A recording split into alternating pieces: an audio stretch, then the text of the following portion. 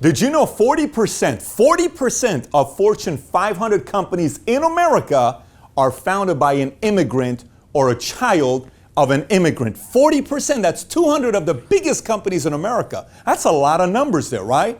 And then you hear Inc. magazine say that immigrants are twice as likely to become entrepreneurs than somebody that's actually born here. So why is that? Why does that take place? So today I'm going to talk to you about the 10 reasons why immigrants make great entrepreneurs. And if you have any questions, thoughts, comments, make sure you post your comments on the bottom. And if you haven't yet subscribed to this channel, click on the subscribe channel button here to see more videos on Valuetainment. So let me get right into point number one. Thick skin. What do you mean by thick skin? Let me explain it to you. There is something that happens when I grow up in a very peaceful family with no problems. Everything's covered. Things are good. Things are smooth. Mom and dad never argue. Everything's just chill. You know those families that they talk and just everything is easy going. Now I want you to think about the other family, okay? Imagine you're in a family when you're escaping a war. You're getting bombed on every week. Where your kids can't go play outside because everybody's afraid. Where mom and dad are afraid to go outside and tension's higher. You're working longer hours. You ain't got time around your kids. Your temper's shorter. You got a shorter fuse. You get upset at the kids a little bit faster. You give them a look. You know, you push the kids around. Parents have all this pressure on them and they have to release it somewhere. So if the wife doesn't see husband 5-6 days a week because he's out there working and the only thing he sees or she sees are the kids, she has to release that tension somewhere. Where else is it going to go? And the kids gets it, right? Now, some people may say that's called bad parenting. Unless if you've never been in a situation like that, you can't say what it's like because it's tough. But what happens there? There's a big benefit to it. Here's what the benefit is. That kid says, if I can handle living with my mommy and my daddy, guess what? I can handle anybody else because my skin is so thick that your little rejection saying no to my proposal means nothing. Nothing, because I can live in this family with this mommy and daddy. I can definitely handle you. When you get thick skin, the world of business is so easy for you because you're not worried about somebody hurting your feelings. Number two, patience. In the world of business, you're going to need a lot of patience. I remember living in Iran, 1984, and my dad and my mom finally deciding to apply for a green card to come to America. We would watch Rocky in 1985 when it came out. We'd watch all these movies about the United States. This is heaven. People were coming. They were celebrating about coming to America. They got their number. They got their free ticket to come to the land of all opportunities. From 1984, we waited till 89. Khomeini dies. We still don't have we don't have the green card yet. Khomeini dies June 3rd. 6 weeks later, we escape and we go to Germany. I live in a refugee camp in Germany for a year and a half. Then we finally get our papers. Then we come to America November 28, 1990. Took 7.5 years until we finally made it to the States. It requires a lot of patience until you get what you want. Same thing with business. Number three, long hours. 9 to 5 is an American thing. There's not really a lot of 9 to 5 going on with immigrants. Immigrants wake up in the morning and they work till have their money on the table, food on the table to go buy stuff, pay rent, all this stuff for their kids. There is no 9 to 5. It's not like a 9 to 5 and all these other things you're dealing with. You get to work and you come home and you make sure everything is covered. And typically, they're used to working 6 days a week, not 5 days a week. In America, they're trying to go to 4 days a week. They're even trying to write a book called 4-Hour Work Week by a guy named Tim Ferriss. It's like work less. Immigrants say, hey, everybody in America, you guys keep working 4 hours a week. We're going to bust our behinds. And guess what? 40% of Fortune 500 companies will be founded by us and our kids. But you guys keep working 4 hours a week. Leave that market for us because we're not afraid of hard work. They bring that to the table in the world of business. If you ain't afraid of this, everyone's going to eventually find out about your business if you're not afraid of this. Number four, they value money a little bit more. Here's why. I remember when we were living in Germany at a refugee camp and I wanted to go to a movie. I don't think we ever went to movies in Germany. I don't think we ever went to movies in Germany. So if we even had a chance to go somewhere and do anything with it, it was like magical. I remember being 11 years old. We played the first lotto, okay? I found out about lotto. I had saved up $5 and I went and played lotto. Sometimes people ask me how come I don't play the lottery. I went and played $5 and I picked these numbers. I remember numbers till today. 44 was one of them. 16 was another one. 38 was another one. I picked my mom's ages at that time, my dad's age at that time. And I came and I said, oh my God, I don't know why I feel like I'm going to win. And we're going to be millionaires. My mom and dad, everybody's going to be good. We're going to be taken care of. This is going to change our lives. Boom, we didn't win. I cried all night like a little baby. You know why? Because you know how much was 5 marks to our family?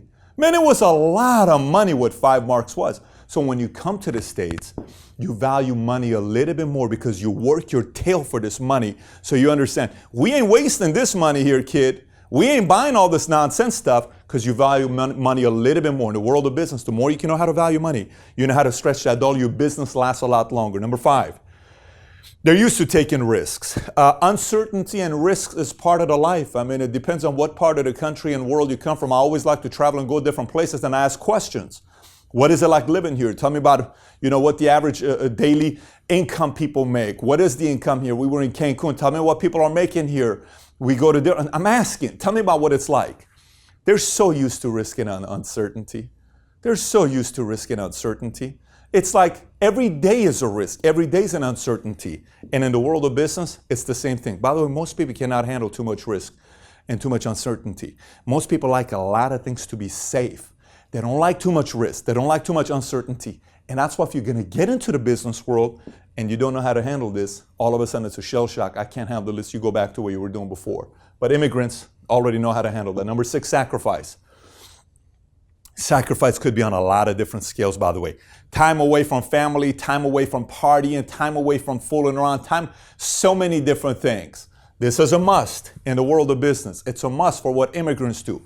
Imagine if you're already used to going to the places you eat, churches you go to, families you visit, friends, all this stuff you're accustomed to living around for 5, 10, 15, 20, 30, 40 years. Then all of a sudden you pack your bags and leave the country, go to a new place, and you don't speak the language. You know how many sacrifices you're making? You're used to it. In a world of business, they make easy transitions. A big sacrifice to somebody else could be a small sacrifice to an immigrant entrepreneur. Number 7. Another level of commonalities because of languages. So think about it. Imagine if I remember when I joined the Army, I went to PX. PX is military's Walmart. I went to PX and I ran into everybody at Fort Jackson, South Carolina at the time. Everybody was Caucasian, African American, Hispanic, okay? So here I am walking, I go to PX, and I see another guy with a crooked nose. I said, wait a minute, I recognize crooked noses. Middle Easterns, we got these crooked noses. I said, hey man, where are you from? He says, where are you from? I said, I'm from Glendale, I'm half Armenian, half Assyrian. He says, no way, I'm from Glendale, I'm Armenian. I said, you gotta be kidding me. Boom, we connected. There's a relationship. If we don't speak that language, we don't have that connection, it's a whole different story than friends that also speak Armenian and Assyrian. I get connected to people that speak Farsi, I get connected to that because there's another language you speak. So if you do business with somebody that speaks Spanish, you can get into the community of people that speak Spanish. I recently sat with a guy here who's from Pakistan. I said, what percentage of your business is with people who are Pakistani? He says 95%. He can connect with an audience that you may not be able to connect with because he is part of that community, he's part of that culture. It helps in business as well. So culturally, language, it helps. Number 8, help businesses go global. So what's this Red Bull guy story is what? Dimitri, some strange last name, the founder of Red Bull. Interesting story. He apparently goes to Thailand. And in Thailand, they're making this drink. It's called Krav Dang or something like that. Krav Dang, which in the language means Red Bull. So he says, my gosh, what is this drink made for? He says, for truck drivers so people don't fall asleep. He drinks it. He likes it. He brings it to America. He starts selling it and puts Red Bull on it. And now he's worth $15.7 billion on a drink called Red Bull. You know how many billions of Red Bulls you have to sell to have a net worth of $15.7 billion? That's how many he sold. What happened? Globally connected. So he knows because he's connected to other places. You're constantly in another country. You're connected with other people. You're not worried about going to another country because you're already used to it. He brings that idea back. It helps the business out here in America and all over the world because everybody now, not everybody, but billions of Red Bulls have been sold all over the world. Number 9, ownership matters to them. Why does ownership matter to them? So we had a story of this happened where we were at, but you hear this in different types of countries as well, where you own a property, all of a sudden the government comes and takes the property away from you because, hey, we have a new law, this is our land. You can't do nothing about it, here you go. This is what you got, 1/5 of what the value is. How should I stay quiet or else, boom, give us the property, it's gone, right? So you don't really, that idea of somebody taking away your home from you, or your land from you. It's like somebody saying, hey, that's my girl. Give me your girl. It's my wife. Give me your wife. That's my wife. What are you telling me? It's my wife. No, it's my wife after now. Here's 10 grand. Walk away. Don't complain. She's my wife now. The kind of stuff that happens when your property, that's my wife, that's my husband, that's my ownership. In the world of business, immigrants love ownership because they're all about freedom. I want to have control. This is mine. I work my butt off. Leave me alone. Let me get to work and let me have the life that I want to have. Let me have the family that I want to have because ownership matters. That's why they like being entrepreneurs. And number 10, they don't get spooked by different cultures. If a person is from Mexico, no one gets shocked when they meet me and I'm from Iran. Okay, if I meet somebody from, for instance, Africa, and I meet them and they say, where are you from? I'm from Iran. They don't get spooked. If I meet somebody from Alabama and they ask me where I'm from, I say Iran. They say, where are you from? I'm from Iran. What's the big deal? I've never seen an Iranian before. Well, so this is what you guys look like, right? Because there's no Iranians necessarily in Alabama. But a person who's an immigrant, they can see anybody because look, I'm used to having other kind of cultures. I'm used to what it is to come to America. I can handle anybody else because I've seen many different kinds, especially of myself being an immigrant coming here. I don't have a hard time transitioning with getting to know other cultures. So I tell you all this stuff because you hear all these talks about immigrants, entrepreneurship, all of these things. But I want to tell the immigrants something here that maybe you haven't been told. Because it's always this idea about immigrants make great entrepreneurs. Let me give you one final thought to be thinking about on immigrant entrepreneurs. Yes, 40% of Fortune 500 CEOs are immigrants or the child of an immigrant that started a company. Yes, over 10% of Forbes 400 richest men in America, Forbes 400 richest men in America are immigrants, over 10%. Elon Musk is one of them. Sergey, founder of Google, is another. There's a good percent of them are out there. But how come not more? And what is the challenge with some other people? Maybe you're watching this and how come not more? How come not yourself? How come not somebody else?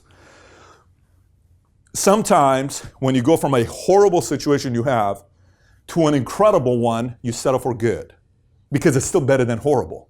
So it's like, man, oh my gosh, I'm totally happy with what I'm doing right now. This is totally warm and fuzzy for me. I'm good. I'm okay with this.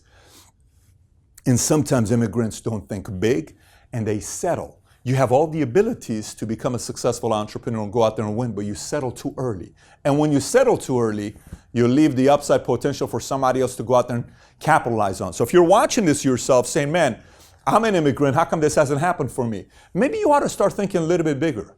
Maybe you ought to not just say I'm settling and seeing everything is working out. It's better than what it used to be. So I'm happy, I'm grateful, I'm good to go. Just keep being grateful, but stretch a little bit more. Think a little bit bigger. See about the bigger possibilities on what you can do with your life instead of just saying, I'm doing better than my cousins. I'm doing better than my uncle back in such and such country. I'm doing better than my dad back in El Salvador. No, you become the leader for everybody else because you keep expanding yourself to want to do even something bigger. Again, questions, thoughts, comment on the bottom. If you haven't subscribed, click on the subscribe button and the notification button right next to it to be one of the first to get notified every time a new video comes out. Take care, everybody. Bye-bye.